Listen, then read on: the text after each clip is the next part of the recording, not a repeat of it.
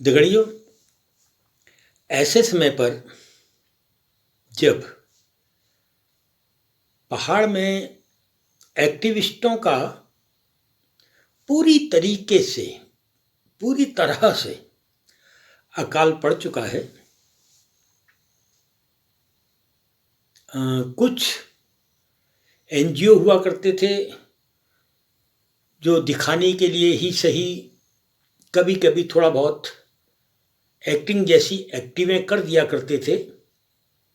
वो भी अब इन 8-10 वर्षों में गधे के सिर से सींग की तरह गायब प्रायः हो चुके हैं।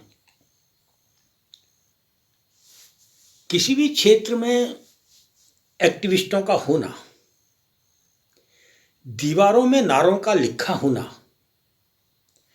दीवारों में पोस्टर का चिपका होना उस क्षेत्र की वैचारिक पृष्ठभूमि को प्रदर्शित करता है। उत्तराखंड आज की तारीख में जिस स्थान पर खड़ा है या जिस स्थान पर आगे को सरक रहा है, उसमें चौंकाने वाला बहुत बहुत ज्यादा। अब जब पीछे पलट कर देखते हैं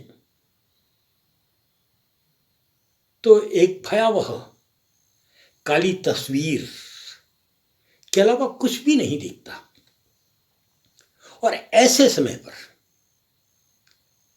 अंधेरे बंद कमरे में एक रोशनी की लकीर दिखती है, बॉबी पवार के रूप में। बॉबी जो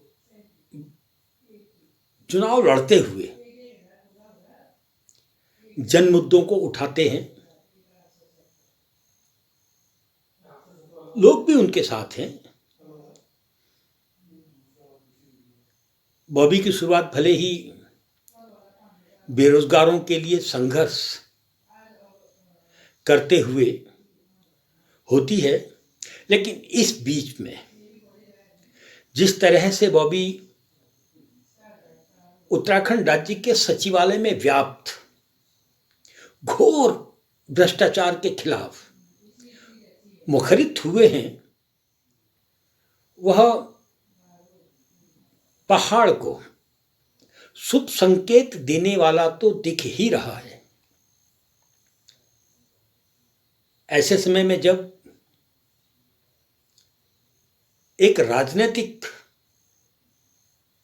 लकीर के साथ खड़े लोग भू कानून की बात कर रहे हैं, मूल निवास की बात कर रहे हैं, वह आंदोलन को खड़ा करने की कोशिश कर रहे हैं, ऐसे समय पर बॉबी इन दोनों आंदोलनों में भी साथ है। वो जगह जगह जाके इन दोनों आंदोलनों के कार्यक्रमों में समर्थन करते हैं, सहयोग करते हैं। लेकिन बॉबी ने जो सीधे प्रहार किया है, वो सचिवालय में व्याप्त भ्रष्टाचार पर प्रहार किया है। इसमें कोई दो राय नहीं कि सचिवालय में व्याप्त भ्रष्टाचार अगर खत्म हो जाए तो जिलों के अंदर का भ्रष्टाचार स्वतः समाप्त हो जाएगा। बॉबी सचिवालय में जाते हैं और सिर्फ यह कहने के लिए कि एक भ्रष्टतम आईएएस अधिकारी को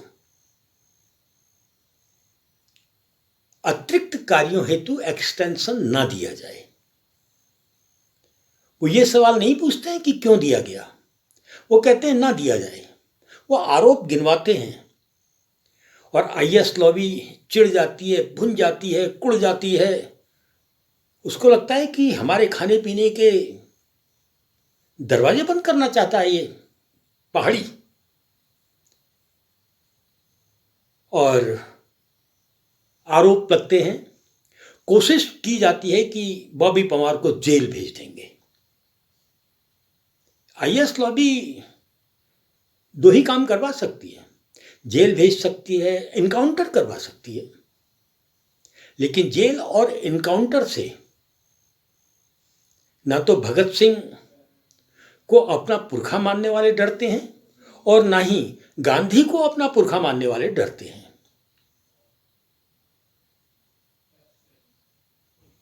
बॉबी पवार ने जो लड़ाई शुरू की है वो पहाड़ के लिए बहुत जरूरी लड़ाई है। आज की तारीख में विकास के नाम का जो पैसा है वो जा कहाँ रहा है। मैं अभी देख रहा था कि जो काम हो रहे हैं जनपदों में, अगर 1.5 लाख रुपए की कोई छोटी सी योजना है तो मजदूरों के पास सामग्री खरीदने के लिए मुंशी के पास 85,000 रुपया से ज्यादा नहीं जा सकता है। 18% तो सीधे के सीधे जीएसटी ले ली जाती है और बाकी धरोहर धनराशि, सीएस, सेस, न्यास का खर्चा आदि आदि आदि जब हम जोड़ते हैं तो 1.5 लाख में से सिर्फ 85,000 रुपया ही सामग्री और मजदूरों पर खर्च किया जा सकता है। उससे एक पैसा ज्यादा आप खर्च नहीं कर सकते हैं। और उसमें ठेकेदार भी चाहेगा ही, जो जीएसटी देगा, सेस देगा, न्यास का खर्चा देगा, वो भी चाहेगा कि जो 85,000 है या जो 1.5 लाख है उसमें से 10,000 तो उसको भी मिले। अब इस स्थिति में आप एक गुणवत्तापूर्ण कार्य की उम्मीद तो कर ही नहीं सकते। इसीलिए आपकी सड़कें बह रही हैं, इसलिए आपकी बिल्डिंगें टूट जा रही हैं, छतें बैठ जा रही हैं। बरसात के साथ आपका सारा का सारा विकास बह जा रहा है। उसके बाद आपदा के बजट से पुनर्निर्माण की जो योजनाएं होती हैं उसमें भी वही रवैया, 18% जीएसटी, 10% धरोहर धनराशि, सेस, न्यास आदि आदि आदि। ये स्थिति सचिवालय से बनकर नीचे को उतरी है। बताया जाता है कि अगर आपका टर्नओवर 60 लाख तक है तो आप जीएसटी के दायरे में नहीं आते हैं। लेकिन अगर आप कोई छोटा मोटा काम विभागों से लेना चाहते हैं तो सबसे पहले आपको जीएसटी के विभाग में पंजीकृत होना ही होना है। अरे भाई, मैं तो 60 लाख के दायरे में आता ही नहीं हूं, मैं क्यों पंजीकृत हूं? तो आपको काम नहीं मिलेगा। यानी आपके लिए रोजगार का साधन तभी खुलेगा जब आप जीएसटी में जाके पंजीकृत होंगे। और जीएसटी में पंजीकरण का सीधा सीधा मतलब हर दूसरे तीसरे महीने में आपने हिसाब देना है। आपने एक भी पैसे का काम नहीं किया लेकिन हिसाब देना है जीएसटी को। हिसाब आप वकील के माध्यम से देंगे। 1,000 रुपया भी वकील आपसे एक बार की फीस देता है और साल में 4 बार भी आप हिसाब देते हो तो 4,000 तो आपकी जेब से सीधे सीधे ही चला गया। और साल भर में अगर आपको एक भी काम नहीं मिलता है ठेकेदारी का या अन्य या आपके व्यवसाय से संबंधित, तब भी 4,000 रुपया तो आपकी जेब से गया ही गया। ये न्यूनतम है, न्यूनतम। यानी एक ऐसा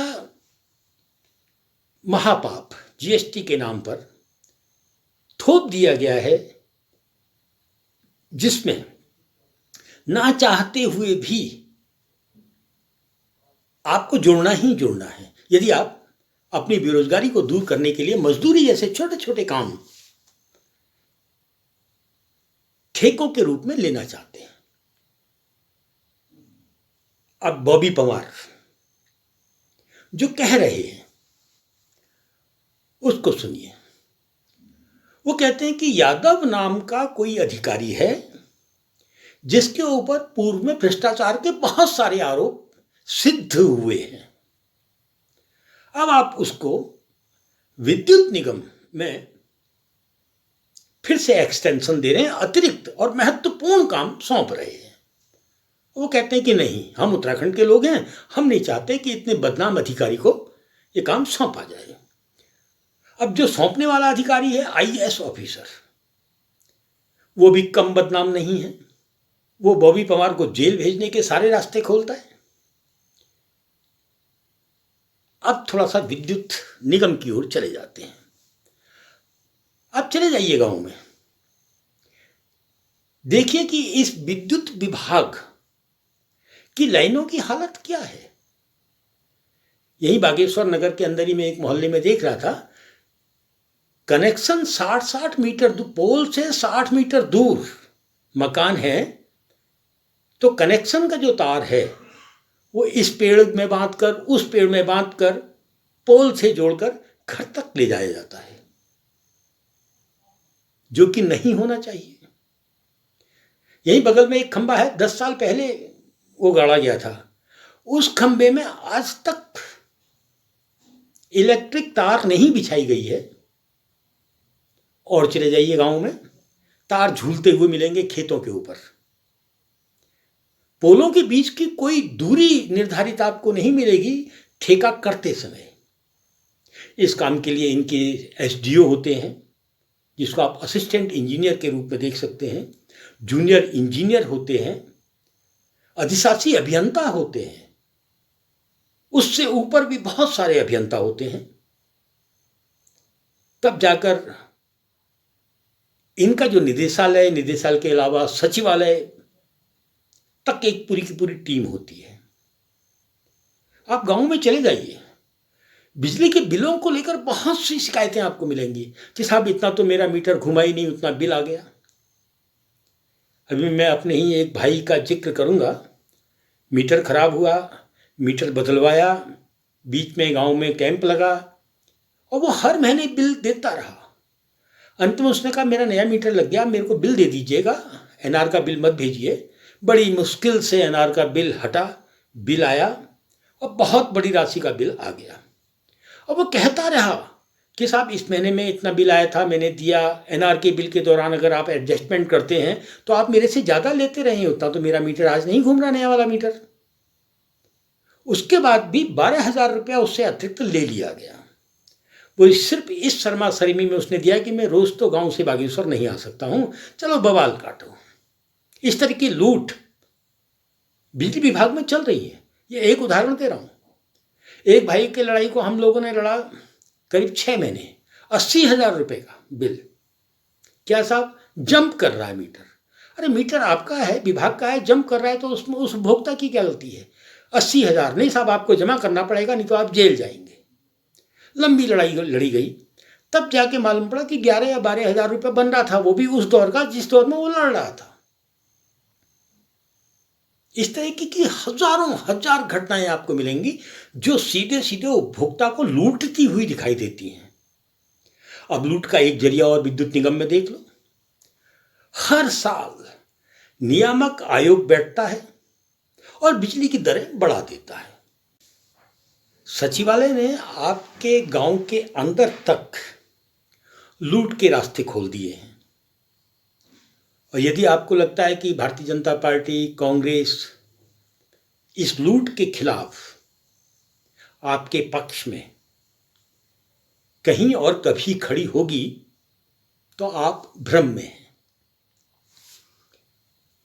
एक लूट जो आपकी गाड़ी कमाई का बहुत बड़ा हिस्सा लूट ले जा रही है, उस लूट के खिलाफ अगर कोई खड़ा हो सकता है तो वो एक्टिविस्ट ही खड़े हो सकते हैं। वो भले ही राजनीतिक एक्टिविस्ट हों या फिर गैर राजनीतिक एक्टिविस्ट। अब बॉबी पवार एक्टिविस्ट हैं और राजनीतिक रूप से लड़ाई लड़ रहे हैं, और वो कहते हैं कि ये बहुत बड़ा रोग है, जो रोग पहाड़ को चारों तरफ से लूट रहा है, खसोट रहा है, चोट पहुंचा रहा है, कमजोर कर रहा है। इस लूट खसोट को खत्म करने के लिए विधानसभा के अंदर भी एक्टिविस्टों को पहुंचना होगा, लोकसभा के अंदर भी एक्टिविस्टों को पहुंचना होगा। एक्टिविस्टों का पंचायत की राजनीति में, निकायों की राजनीति में, विधानसभा की राजनीति में, लोकसभा की राजनीति में पहुंचना बहुत जरूरी है।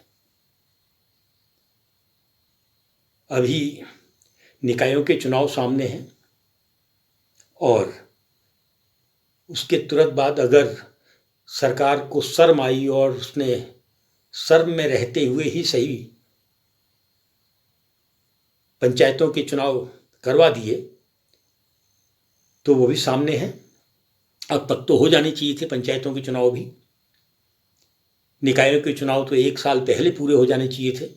लेकिन जब भी चुनाव हों, अगर आप चाहते हैं कि सचिवालय से खुलने वाले लूट के रास्तों को रोका जाए, विभागों में जो लूट मची हुई है तमाम उसको रोका जाए, तो पंचायतों में, निकायों में, विधानसभाओं में एक्टिविस्टों को भेजिए। निश्चित जानिए ये रोक आसानी से समाप्त भी किया जा सकता है, लेकिन तभी जब आपके प्रतिनिधि, जनता के प्रतिनिधि हों, कॉरपोरेट के नहीं। फिर मिलता हूं 2 घंटे।